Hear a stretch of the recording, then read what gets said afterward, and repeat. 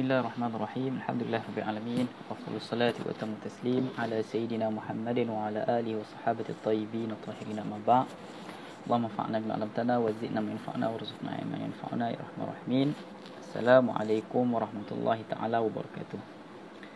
Baik, pada tengah hari ini seperti mana yang kita janjikan pada setiap minggu, insya-Allah kita akan cuba mengkongsikan sedikit ulasan mengenai beberapa buku yang dipilih.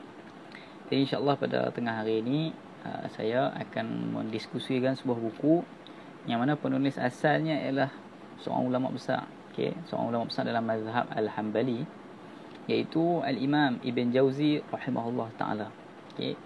Kita asalnya berjudul Bahrud Dumu'.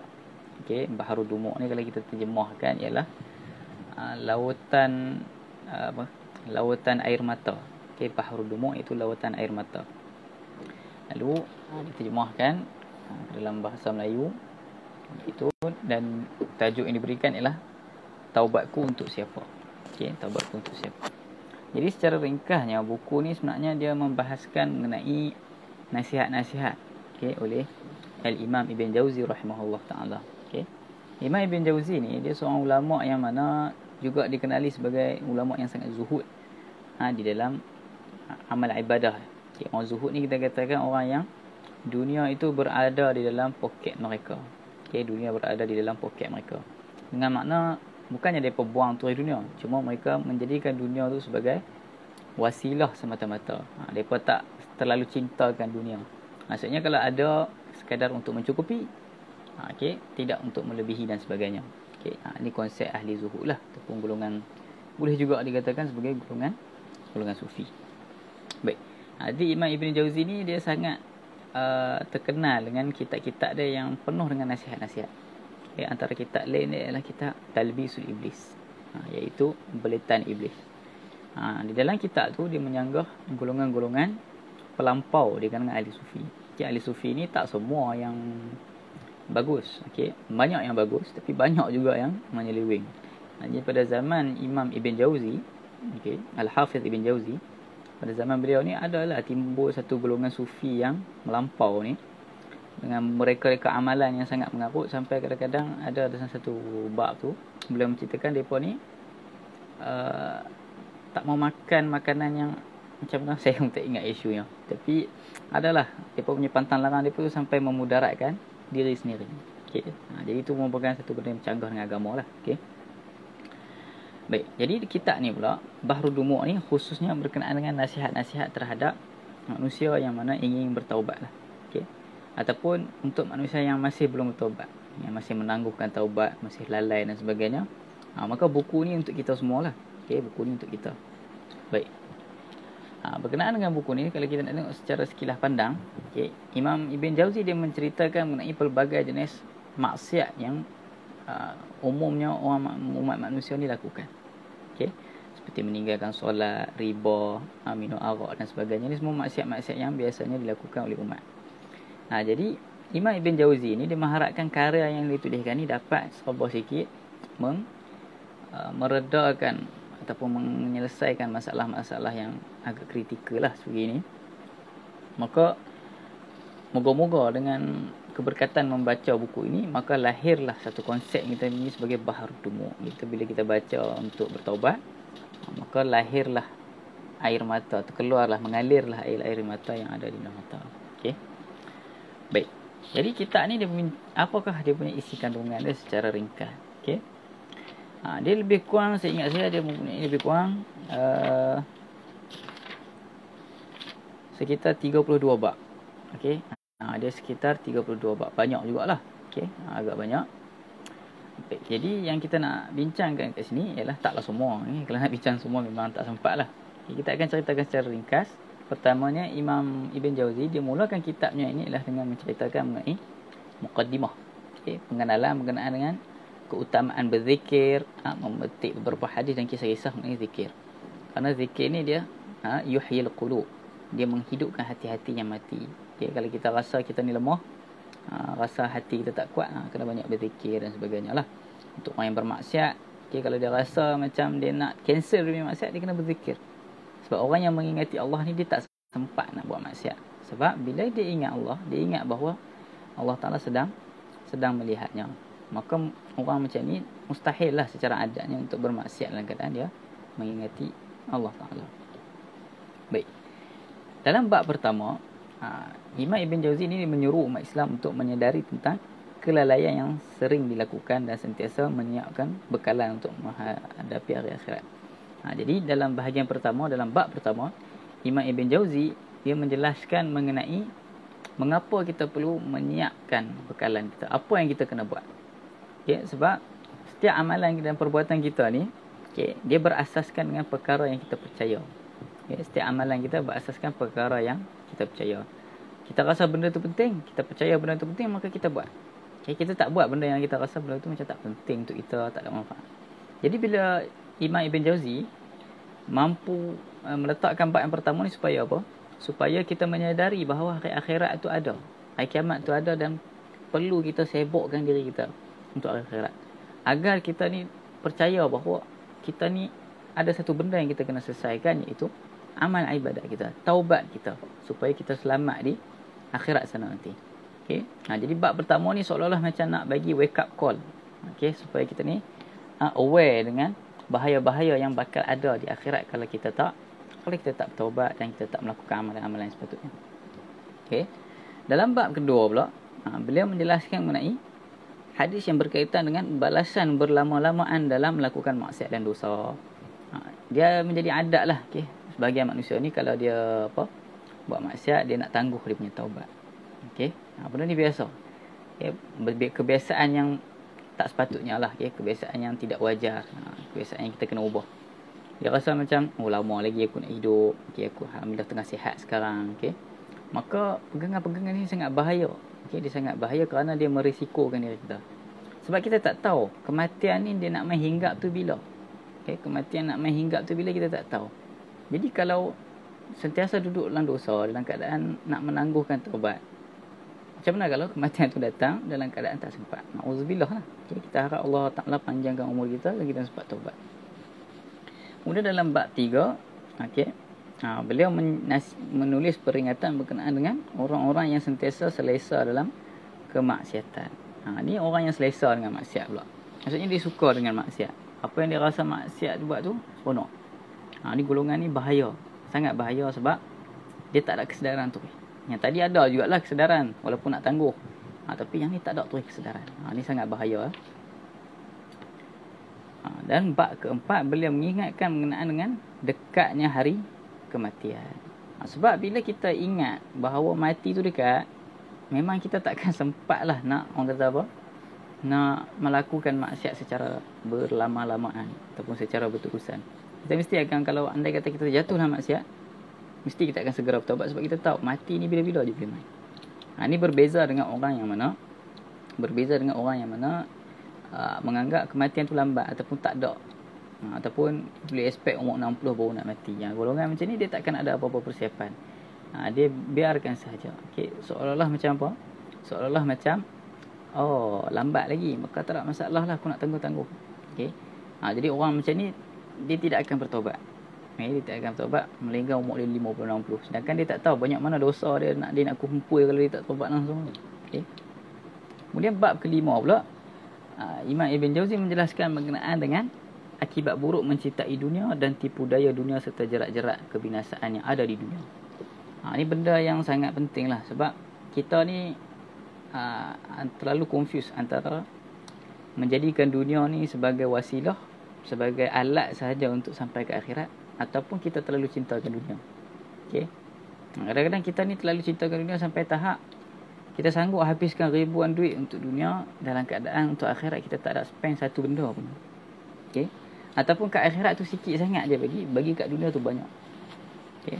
Ni satu bentuk tipu daya syaitan yang halus sebenarnya. Supaya kita jatuh cinta dengan dunia dalam keadaan kita melupai akhirat macam mana. Bab ke-6 pula, beliau memulakan penulisan dengan menasihati pembaca agar sentiasa persiapkan diri untuk menghadapi kemudian akhirat dengan sentiasa melakukan amal soleh dan taubat. Saya kita tengok banyak kisah yang ada dalam ni. Maka kalau kita perasan, saya kita akan tengok dalam setiap bab yang bakal disebutkan ni, boleh dikatakan semuanya ada kisah-kisah kisah-kisah yang menarik. Okey, kisah-kisah yang menarik. Baik, dalam bab ke-7 beliau menjelaskan tentang akibat melihat perkara-perkara yang diharamkan oleh Allah Taala. Beliau menjelaskan secara terperinci akibat dan kesan buruk manusia yang melihat perkara yang diharamkan oleh Allah. Benda-benda macam ni memang masyhur. Orang yang mana melihat benda yang diharamkan oleh Allah Taala, hati dia akan gelak. Sebab apa yang dilihat oleh mata akan sampai ke hati, akan sampai ke dalam jiwa, akan sampai ke dalam akal dan otak. Jadi kalau kita lihat benda yang buruk, maka kesan yang buruk akan sampai dekat otak, akan sampai ke hati, yang memberi kesan buruk kepada jiwa. Jadi orang yang mana mata dia selalu tengok, contohlah orang lelaki, na'udzubillah, selalu melihat wanita yang tidak menutup aurat, selalu sangat melihat wanita yang pakaian tidak sopan, maka dia akan mewariskan apa? Dia akan mewariskan otak yang tidak baik. Otak yang memikirkan perkara-perkara yang tidak baik. Ni sebab apa? Sebab mata tu yang tidak dijaga. Sebab tu Allah Ta'ala berpesan dalam Quran untuk orang mukmin dan orang mukminat, muslimin dan muslimat, hendaklah menjaga mata agar minda kita ni terjaga daripada benda-benda kotor. Sebab bila minda kita ni dah kotor, maka kita akan tergerak hati untuk melakukan perkara yang kotor dan perkara yang keji. Dalam bab yang ke-8 pula, beliau mengingatkan kembali berkenaan dengan perlu berbanyaknya kebekalan di dunia untuk menghadapi perjalanan yang begitu jauh setelah kematian. Sebab dunia ni singkat aja sebenarnya. Kita rasa lama sebab sekarang ni kita duduk kat dunia. Kat akhirat nanti kita akan sedar sebenarnya dunia ni sangat singkat, sangat pendek. Bahkan sekarang pun kita rasa dah kan betapa singkatnya masa. Tahu-tahu dah umur 20, tahu-tahu umur 25, tahu-tahu dah 30. Cepat saja masa tu berlalu. Sebab itulah dunia. Dunia ni memang sekejap. Walad darul akhirati abqa. Negeri akhirat itulah yang sebenarnya yang akan kekal. Maka orang yang cerdik, dia tak akan duduk lama-lama dekat dunia ni. Maksudnya persiapan dia dekat dunia tu biasa-biasa saja, ataupun ala kadar. Yang pentingnya mana? Yang pentingnya di akhirat nanti tu. Macam kita lah contoh kalau kita nak pergi bercuti, travel dan sebagainya pun, adakah kita akan terlalu duduk lama sangat dekat RNR bersenang lenang dekat RNR, ataupun kita nak fokus ke kamera Highland yang kita nak pergi, Genting Highland ke, ataupun mana-mana tempat lah. Jadi itulah perumpamaan mudahnya.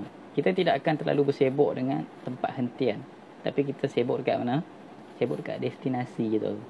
Jadi apa yang kita usahakan pada dunia ni, jadikanlah sebagai apa? Sebagai wasilah dan perantara untuk selamat di akhirat sana nanti, insya-Allah. Baik, itu bab ke-7. Bab ke-8. Bab ke-9 pula, beliau mengajak manusia supaya sentiasa mengingati fasa-fasa kehidupan manusia di dunia. Beliau membahagikan fasa-fasa tersebut kepada 6 bahagian kehidupan. Tu boleh tengok dalam bab tu lah. Bab ke-10 pula, beliau menceritakan satu kisah motivasi tentang Zunun al-Misri. Zunun al-Misri ni seorang ahli ibadah yang sangat hebat. Beliau sangat hebat, Zunun al-Misri ni. Dan kisah beliau ni Imam Ibn Jauzi menjadikan sebagai apa? Motivasi untuk sentiasa pemberui taubat. Sebab kita ni memanglah ditakdirkan oleh Allah Ta'ala, kita ni memang akan melakukan kesilapan, bukan dosa. Kullu bani Adam khata' wa khairul khati'in at-tawwabun. Setiap Bani Adam, asal nama anak Adam je, asal kita kata ni manusia lah, maka kita pasti akan melakukan kesilapan, kita pasti akan melakukan dosa. Maka dengan itu, kalaulah kita melakukan kesilapan, apa kata Nabi? Khairul khati'in at-tawwabun. Maka sebaik-baik orang yang melakukan dosa, melakukan kesilapan ialah dari kalangan mereka yang selalu bertaubat. Tawab maksudnya banyak bertaubat. Dia bukan kita tak boleh taubat sekali dua. Kita kena taubat secara banyak kali. Hatta diriwayatkan dalam beberapa asar sekalipun bahawa Rasulullah SAW ni beristighfar, meminta ampun lebih kurang 100 kali sehari. Kalau tak 100 kali sekalipun, at least mesti ada juga jumlah yang Rasulullah peruntukkan untuk beristighfar, meminta ampun kepada Allah Ta'ala. Itu cara yang kita katakan Nabi yang maksum daripada segala kesilapan. Apatah lagi kita ni memang jelas-jelas, memang terang-terang tidak maksum. Maka lebih aula, lebih sepatutnya kita ni sentiasa memperbarui taubat. Ini yang Imam Ibn Jauzi nak tekankan dalam bab ni. Dalam bab ke-11 pula, Imam Ibn Jauzi menekankan bahawa usia manusia ni adalah amanah daripada Allah Ta'ala. Oleh itu manusia wajib menjaga dan menggunakan usia yang digunakan pada jalan kebaikan. Sebab apa kita katakan usia ni sebagai amanah? Sebab badan kita ni pun milik Allah Ta'ala. Okay? Badan, tubuh badan, mata, sebagainya kan. Semuanya ini adalah milik Allah Ta'ala. Kata Allah Ta'ala dalam Quran, inna sam'a wal basara wal fu'ada kullu ulaika kana anhu mas'ula. Innal basara, sungguhnya mata, was sam'a, dan pendengaran, wal fu'ada, dan jiwa, hati ataupun akal, kullu ulaika kana anhu mas'ula. Semuanya itu akan dipersoalkan. Apa yang kamu guna dengan benda tu? Okay? Apa yang kita guna dengan mata kita? Apa yang kita guna dengan telinga kita? Apa yang kita guna dengan tubuh badan kita secara umumnya? Okay? Seperti mana pada hari yang disebut dalam surah Yasin, bahawa hari tersebut al-yawma nakhtimu ala afwahihim wa tukallimuna aydihim wa tashhadu arjuluhum bima kanu yaksibun. Hari di mana? Hari akhirat nanti. Nakhtimu ala afwahihim. Mulut-mulut kita ni akan dipateri. Sebab mulut ni dia boleh menipu. Okay? Tapi siapa yang akan bercakap? Wa tukallimuna aydihim, yang akan cakap dengan kami ni adalah tangan-tangan mereka ni. Wa tashhadu arjuluhum, dan kaki-kaki mereka ni akan menjadi saksi apa yang mereka guna. Bima kanu yaksibun, apa yang mereka usahakan. Jadi kat sini, bila kita diberikan tubuh badan, kita diberikan umur untuk menggunakan tubuh badan kita, maka itu satu amanah daripada Allah Ta'ala untuk menjaga dengan baik. Okay? Seperti mana Allah bagi kita dalam keadaan lahir, cantik, segak, elok, sihat dan sebagainya, maka kita kena kembalikan kepada hak Allah Ta'ala nanti dengan sepatutnya. Okay? Allah Ta'ala bagi mata, gunalah untuk baca Quran, untuk buat kerja dan sebagainya. Okay? Tak adalah semestinya kita ni 24 jam kena duduk dalam masjid, 24 jam baca Quran, tak. Jangan salah faham. Okay? Kita ni urusan dunia, urusan kerja, urusan manusia kita kena settlekan. Sebab tu tanggungjawab kita sebagai manusia.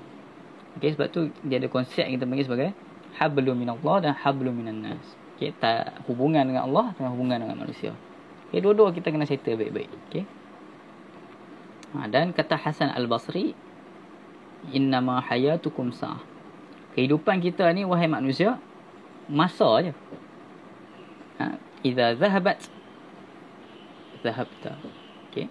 Bila masa tu mula pergi sedikit demi sedikit, maka umur kamu pun, jiwa kamu pun akan pergi sedikit demi sedikit. Okay. Lalu banyak lagi lah bab-bab yang diceritakan dalam ni. Okay, lebih kurang sampailah hingga ke 32 bab yang disebutkan. Kat sini saya nak masukkan beberapa kisah yang mana disebutkan, nak sebutkan beberapa kisah yang disebutkan oleh Imam Ibn Jauzi dalam kitab ni. Okay. Berkenaan dengan kisah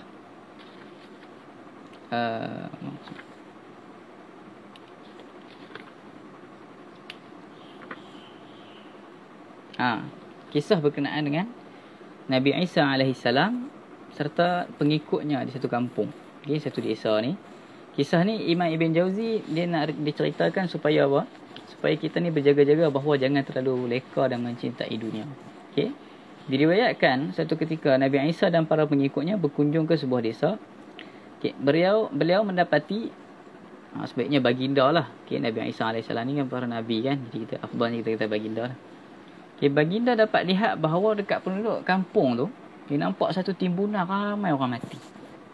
Okay, ramai orang mati. Jadi bila kita tengok ramai orang mati dalam keadaan tak terkubur, kita dapati bahawa kematian mereka ni bukannya kematian yang baik. Tidak. Sebab orang yang meninggal dengan cara baik, pasti dia akan tertanam dalam kubur.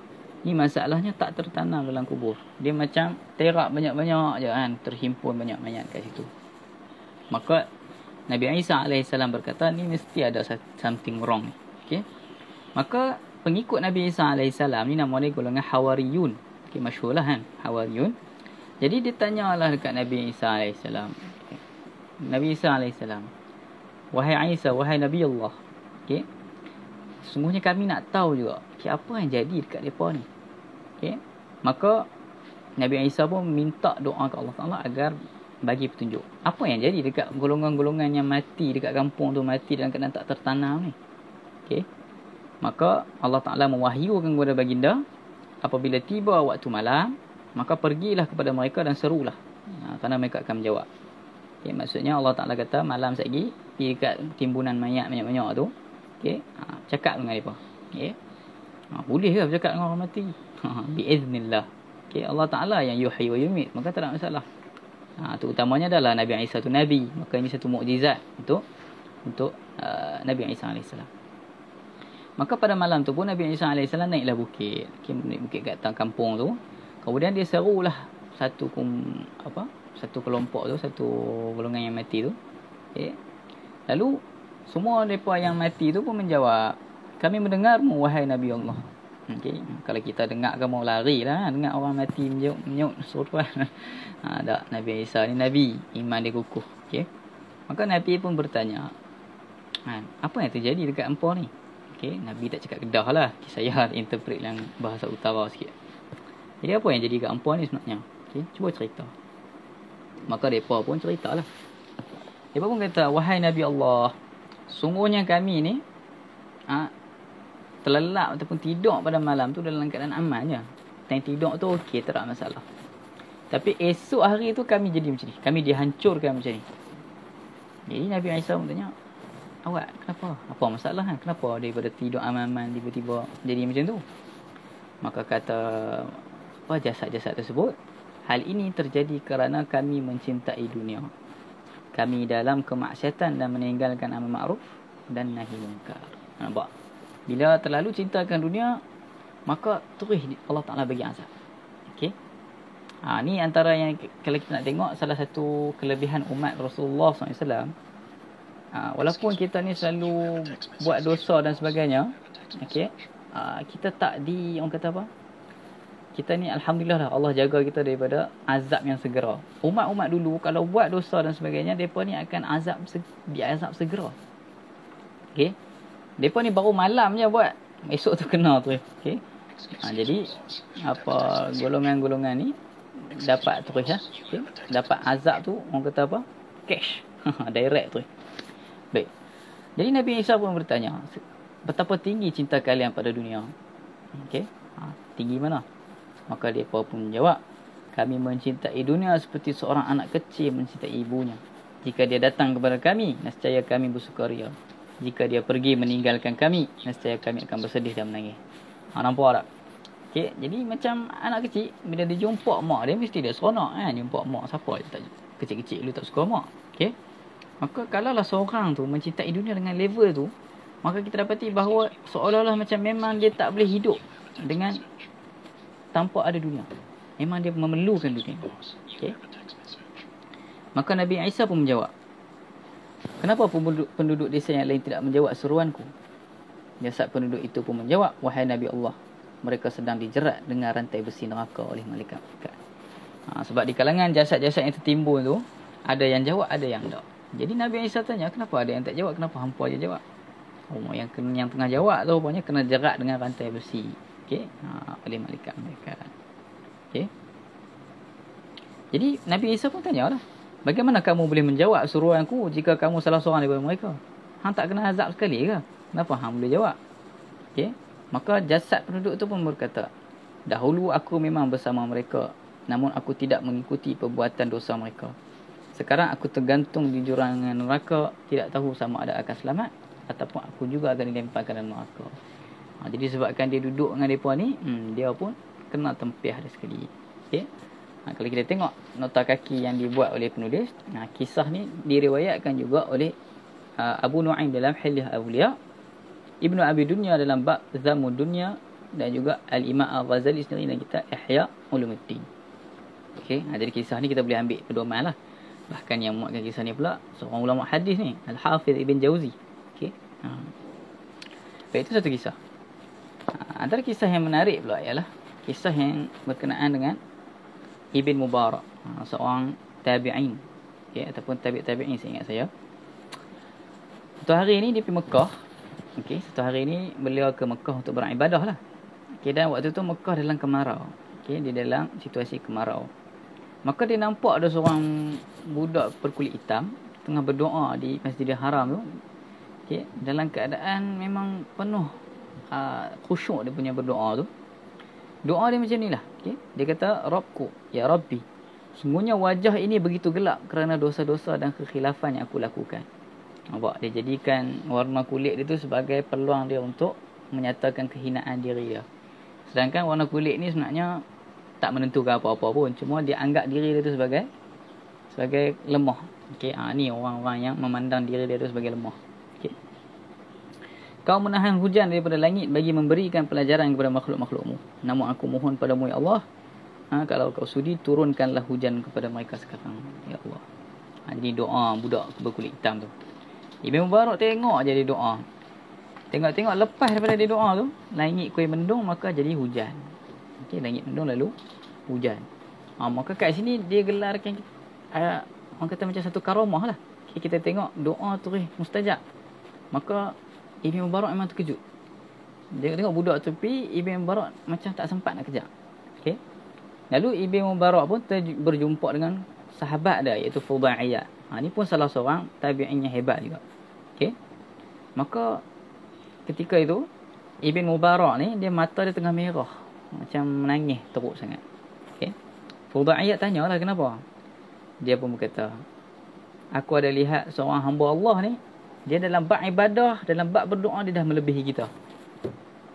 Sedangkan orang kata waktu tu Fudaiyah dengan Ibn Mubarak ni top tier lah antara ahli ibadah dengan ibad.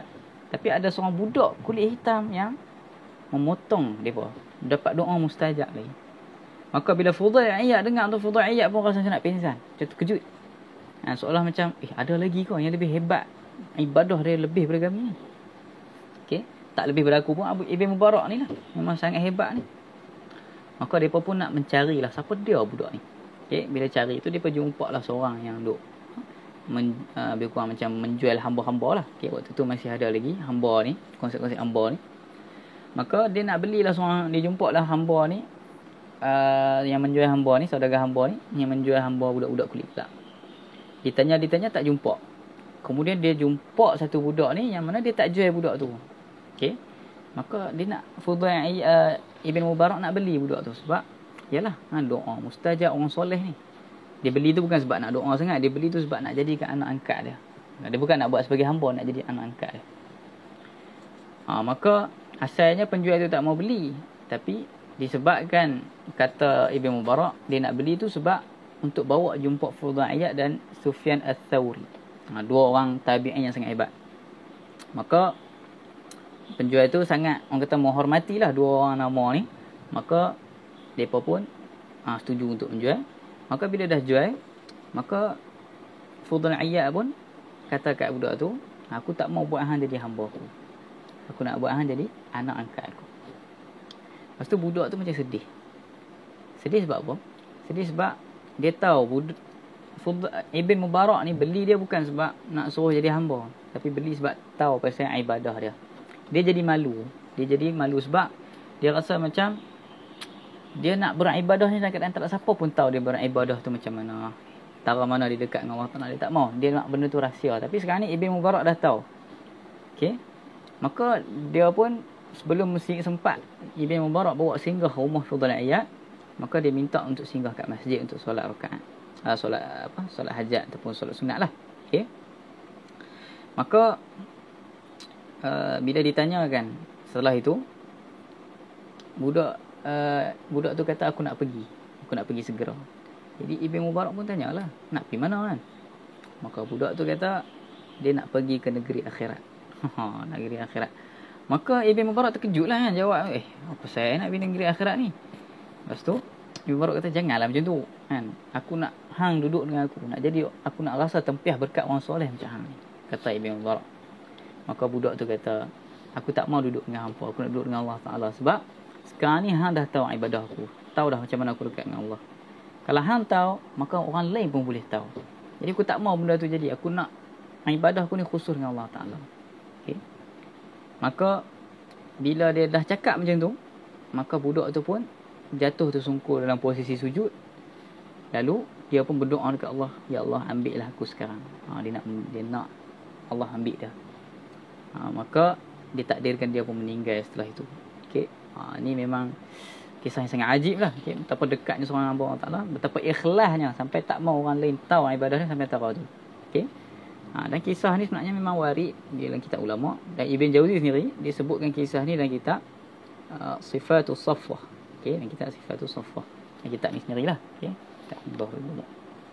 Jadi banyak lagi kisah-kisah yang menarik dalam ni.